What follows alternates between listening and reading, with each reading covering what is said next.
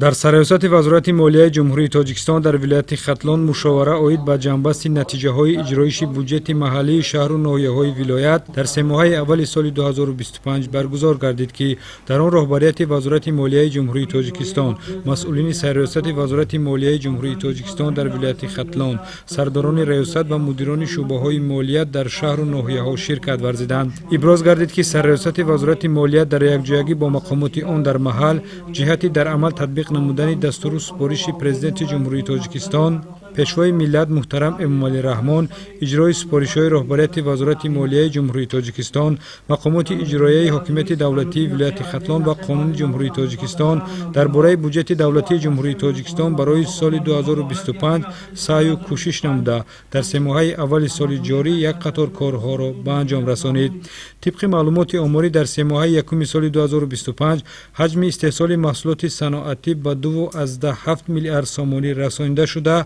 افزایش نسبت به همین دوره سال گذشته 104.2%، محصولات کشاورزی 106.7%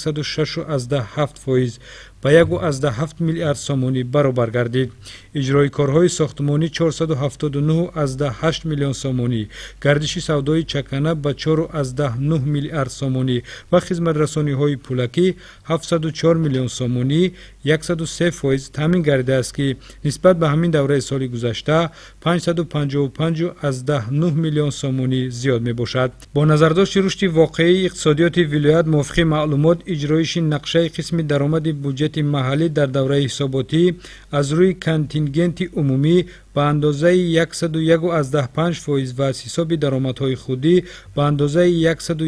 تامین گردیده و بودجت به جای 643.1 میلیون سامانی نقشه پیش بینی شده 648.2 میلیون سامانی وارد گردیده است که نسبت به نقشه 5.1 میلیون سامانی و قیاس به همین دوره سال گذشته 100 میلیون سامانی زیاد می باشد. در دوره حساباتی نقشه اندازها و پرداخت‌های محلی را شهر لوکند از حساب اندازهای عمومی دولتی به مبلغ 6 میلیون سامانی، از حساب درآمدها به مبلغ 4.2 میلیون سامانی و وابسته به این از حساب نقشه مبلغ‌های حصه جداکنی‌ها 58% به مبلغ 1.6 میلیون سامانی تامین کرده نتوانست. در ولایت یک نمود انداز از درآمد 9% به مبلغ 29.5 میلیون سامانی تامین نگردید. نوابسته به مشکل‌های موجوده در دوره حساباتی اجرایش نقشه انداز اجتماعی بودجتی در سطح 101% تامین گردیده. حجم واردات مبلغ‌ها با نظرداشت خراجات مبلغ‌های اجتماعی به 205.9 میلیون سامانی برابر گردیده است که نسبت به نقشه پیش بینی شده 2.7 میلیون سامانی زیاد می باشد. از روی معلومات به حالت 1 اپریل سال 2025 بقیه پولی قرض اندازها در سطح ولایت در مجموع مبلغ 169.8 میلیون سامانی را تشکیل می نماید که نسبت به اول سال 3.1 میلیون سامانی کم گردیده است. تاکید شد که سرداران ریاست وزارت مالیات در شهر و ناحیه ها را می باید در یک جایگی با کارمندان ناظرات انداز جهت کم نمودن بقیه پولی های انداز تمام چاره ها و امکانیت های علاوگی را راه اندازی نمایند. گفته شد که در 3 ماه اول سال 2025 اجرایش نقشه درآمد بودجت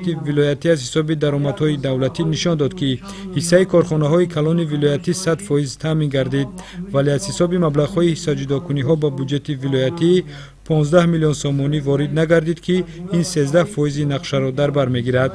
سردار سرریاست وزارت مالیه جمهوری تاجیکستان در ولایت ختلان در آخر برآمد خود اظهار داشت که ما کارمندان مقامات مالیه وظیفه داریم که جواباً به غمخواری های همیشگی پیشوای معظم ملت محترم امامعلی رحمان برای رسیدن به این هدف ها و اجرای قرار و قانون های عمل کننده حکومت جمهوری تاجیکستان، وزارت مالیه جمهوری تاجیکستان و مقامات اجرایی حکومت دولتی ولایت ختلان تدبیرهای مشخص اندیشیم. در ادامه مشاوره رهبریت وزارت مالیه جمهوری تاجیکستان سخنرانی نموده از جمله تاکید داشت که نوابسته به نتیجه های مثبت در سمت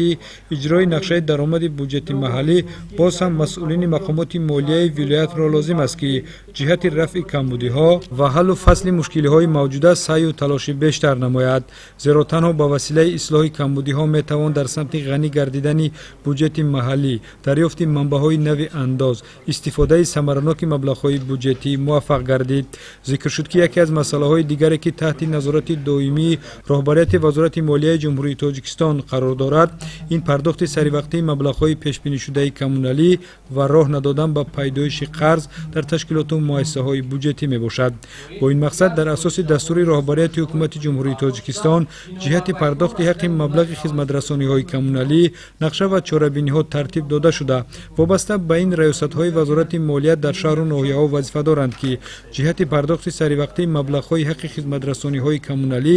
аз ҷумла истифодаи қувваи барқ, об, гармидиҳӣ ва партовҳоро ки аз буҷети маҳаллӣ маблағгузорӣ мешаванд, чораҳои иловагӣ андешида ба қарздории он роҳ надиҳанд.